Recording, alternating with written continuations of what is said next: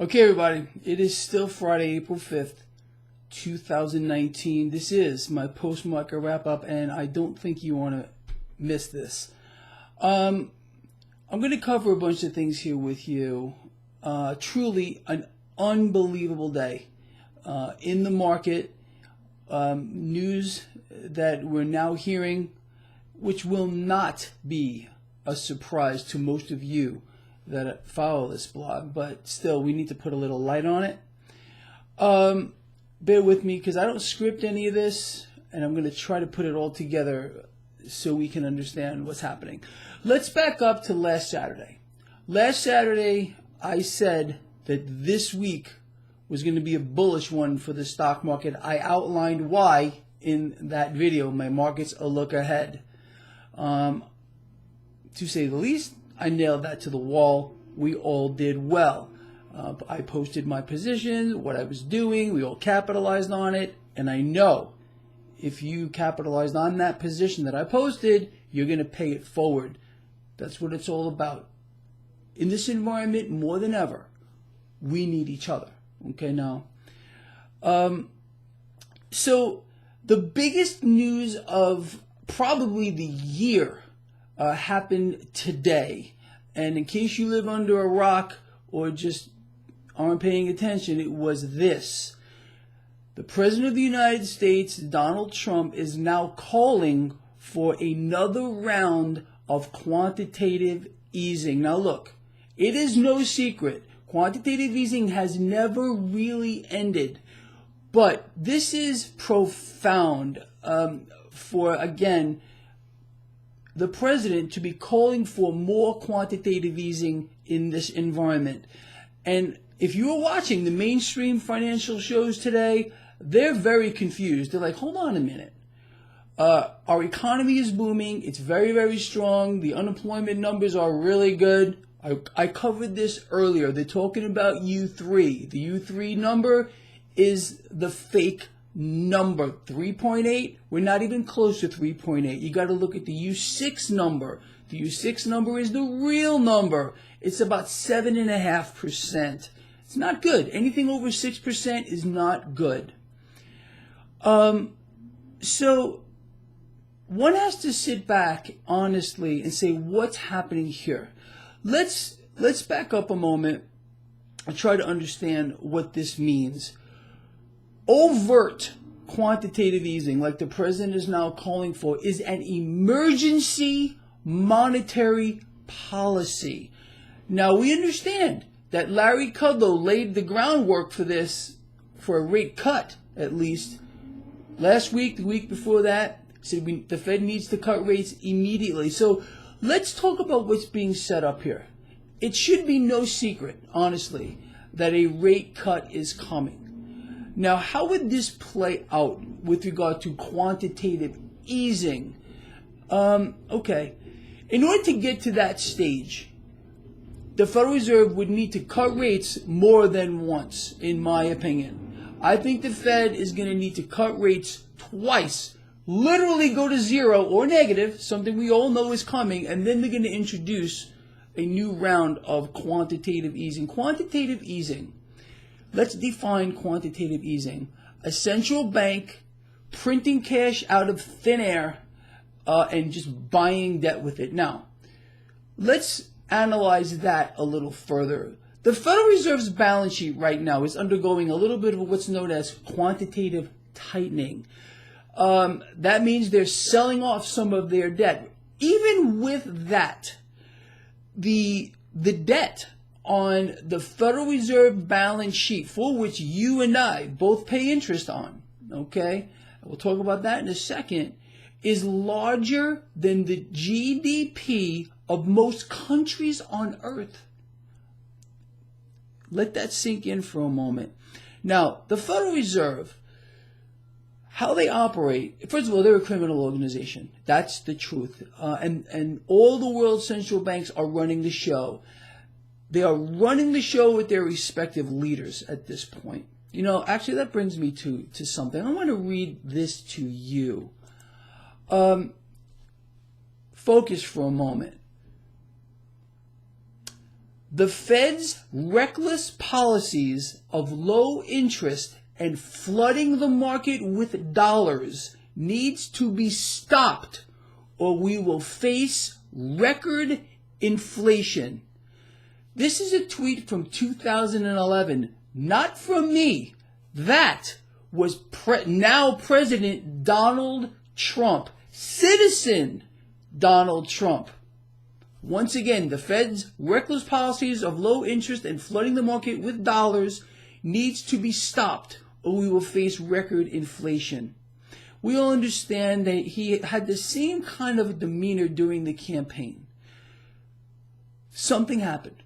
In my opinion, the president has been compromised, and this should not surprise anyone. I believe sincerely that just like his predecessor, President Obama, before they sit in that pretty White House, in that Oval Office, they have a different mindset. Then the rules are laid out for them. This is what you're going to do. This is how you're going to do it. And that's why we get these tremendous turns like that. Now, let me talk about this comment here from Donald Trump, which sounds exactly like something I was saying back then too, and a lot of other guys. So why are we really not seeing inflation just yet? I mean, look, it's almost laughable. They're shrinking the size of everything. They're making it appear that we're not having inflation. And the narrative is very straightforward. And our president even said it today, parroting Fed Chair Powell. No inflation. Our president is saying there's no inflation. Well, it's a very simple concept. And I want you, actually, you know what? I have to do this.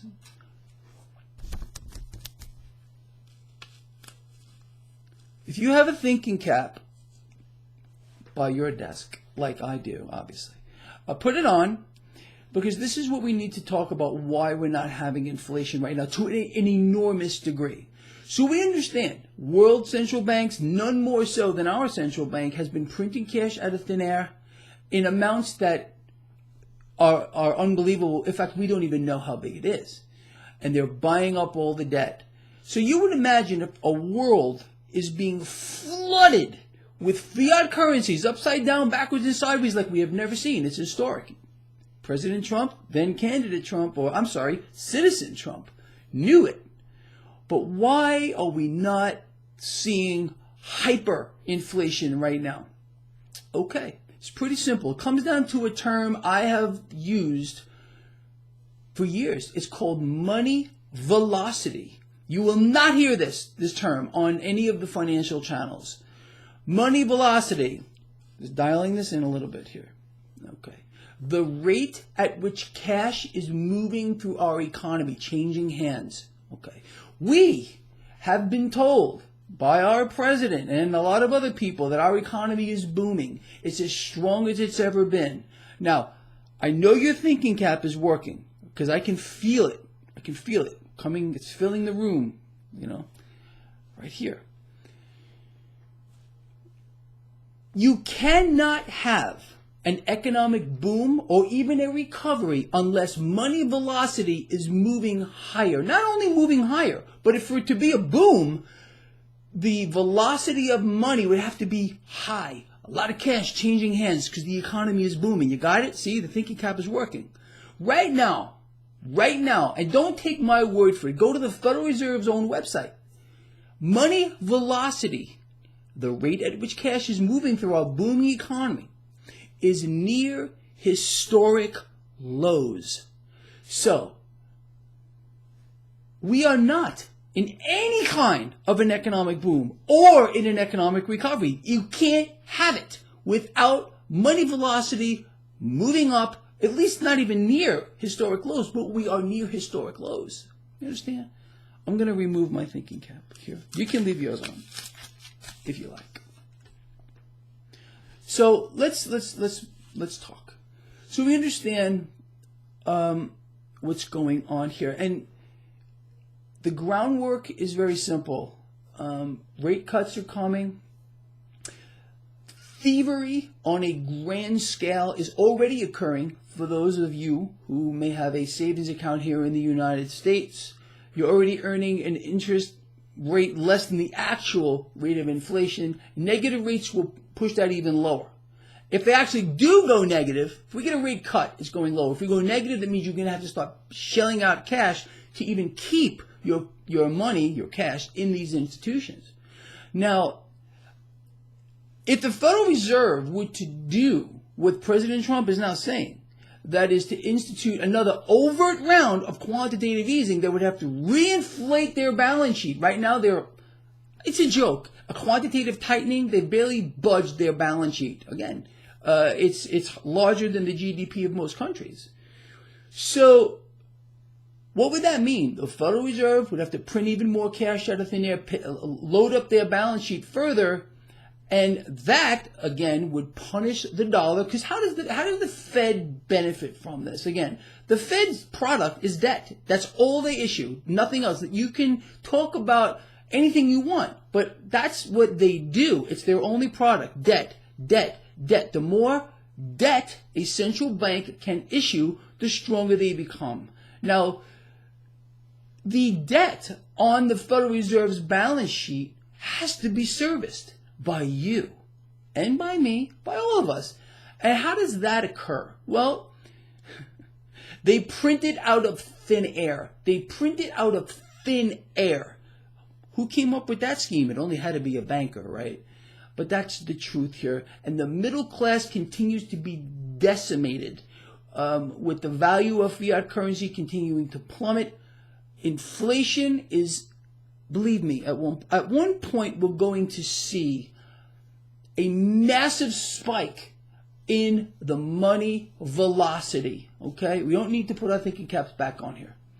Let me outline this for you. Right now, we're near historic lows with regard to the money velocity. At one point, and I've explained this to you, it should make perfect sense. You have institutions, even regular people that are investing in debt. They find it a safe haven, all right? At one point, the debt market, which is the largest bubble that the world has ever seen by exponents, there's nothing like it. And that's all that's sustaining us right now. And that's the reason why President Trump wants more quantitative easing. He's not stupid. Believe me, I know a lot of you think he is. He is not stupid. The man actually is very smart. He can't tell you the truth. He can't say, hold on, everyone, we need more quantitative easing just to keep the debt bubble suspended. All right? I've alluded to the fact that at one point we're going to see a snapback in the debt market. Yields are coming down, down, down. The 10-year yield today dropped back below 2.5 after the president said, hey, you know what? We could use some more quantitative easing, QE4. At one point, those individuals that are holding these units of debt, which are yielding less than the actual rate of inflation, are going to say, am I nuts? Why am I doing this? And they're going to dump the debt. They're going to dump it. And it's going to be countries around the world. China, again, that's another weapon that China has in their arsenal is our debt. It's a terrible liability. So at one point, we're going to get a massive sell-off in the bond market. The president is well, and I cannot say that any more times, well aware that that's exactly how it's going to play out. Hence, his call for more quantitative easing. Without it, that's it. That's all that's suspending where we are is debt suppression, interest rate suppression, debt being printed out of thin air in epic proportions just to prop this up. When you hear about how great our economy is, and you know the numbers are all fake, U3, that's the numbers with regard to unemployment today, 3.8. You got the Confederacy of Dunces. Oh, it's great number, but they're not going to tell you what U6 is. U6 is twice that number or more. There are some who believe it's a lot more than that, but if we just use the numbers they're giving us, look, the truth is always hidden in plain sight. You understand? So you can go to the Fed's website and see the U6 numbers. They're right there. But they're not going to talk about it. So the truth is never far behind. I think it's in a song. The truth is never far behind. I think it's a Madonna song. Wow. I'm really losing my mind here. But it's the truth. So, I actually kind of lost track of what I'm even talking about here. But I think this really should make a lot of sense to you where we're at. Why the calls for rate cuts are coming. The fact that our economy is in dire straits right now. And all you got to look at is the velocity of money. You will not hear that. You won't hear it on the COD shows. They probably wouldn't even know what it is. Their earpieces would go off. Their computers that sit in front of them. You know, if you watch any of them, that's what they have. The earpiece in. I don't have any earpieces. Okay, I am sitting in front of a computer, but I'm talking directly at you. I have nothing else except maybe my tracking device, which is over here. But you're not going to hear about this stuff. It's about look here, don't look here. Trying to put a perspective and understanding on why the president is now calling for more quantitative easing. You have to understand the basics of all of this is having the middle class be slaves, not just to their central bank, but in every other manner that you can think about. It's a very sad thing, and twisting their minds in a way that they can't make any heads or tails of what's actually going on. But if you understand just a few basic things, it becomes very clear to you where we are right now. And the attack on the middle class is about to hit a new level in that we are going to get a rate cut, probably to 0 interest rates across the board, probably negative, are coming. The setup here is for more quantitative easing, more debt on your back, on your children's back. We're stealing from the future just to sustain where we are. How many of you recall this guy for years explaining to you that the debt needs to continue to grow exponentially just to sustain where we are? Without that mechanism, this entire house of cards will come down so fast, it will be beyond belief. And our president is well aware of it. He is. I've explained to you in detail in these videos what could have been done, what should have been done, the promises that were made by our president at the time, who called all this a big fat ugly bubble. The tweet that I read to you earlier, he understands this. He understood this very clearly as Citizen Trump. He understood this very clearly as candidate Trump. But as President Trump, something happened. The man has been compromised. There's no other way to put it. And this is going to lead to, again, it just goes back to what I've been explaining forever. A two-tier society of extreme haves and extreme have-nots. This should be very obvious to you, at least at this point here. So again, before I let you go, turn off the television. Stop the division. The two-party system is a joke. All it's doing is keeping you off balance, unable to think. Some people are telling you to look at this party because they're the enemies. Look at that party because they're the enemies. The truth is they're a collective enemy against you and me. And you and I and everybody else has to come together. It has to come together. George Washington warned against the two-party system, by the way. He outlined exactly how this would play out. Our forefathers were so much smarter than those that are in front of the camera, because they're not the ones running our country anymore. We lost this country a long time ago, and our forefathers, I'm sure, are rotating in their graves, seeing what's going on here to the United States, how this is being set up right now. I've explained this to you. There's a much larger agenda here. The middle class has the potential as a threat to the establishment. You understand? Those that are in power right now, including our president, understand this. He has become one of them. He's compromised now. So every effort imaginable is going to be done to put the middle class in a state of disillusion, a state of learned helplessness. But you're not helpless. Unfortunately, if there were more people like you and I who understand the importance of us coming together right now and not allowing them to divide us and conquer us, we could make a difference, but we've lost. The people out there have become sheep, and it's literally become an issue of a natural selection moving forward. When this thing manifests itself, when all of this debt starts to, all of these extra bills that have been printed around the world are going to chase the same amount of goods at one particular time. Again, it goes right back to the money velocity like I was speaking about. The amount of inflation that we're going to have is going to epic anything we've ever seen before in history. It's the truth. It's going to go up in smoke, but they're going to issue a new currency, and it's not going to be to benefit you. But this is there's going to be a period of tribulation like you have no idea, on a biblical scale, where millions of people around the world are going to lose their lives. There's going to be social unrest, worse than you could possibly imagine. And there's a control mechanism too. That really is the setup here. Inflate the debt, inflate the debt, inflate the debt.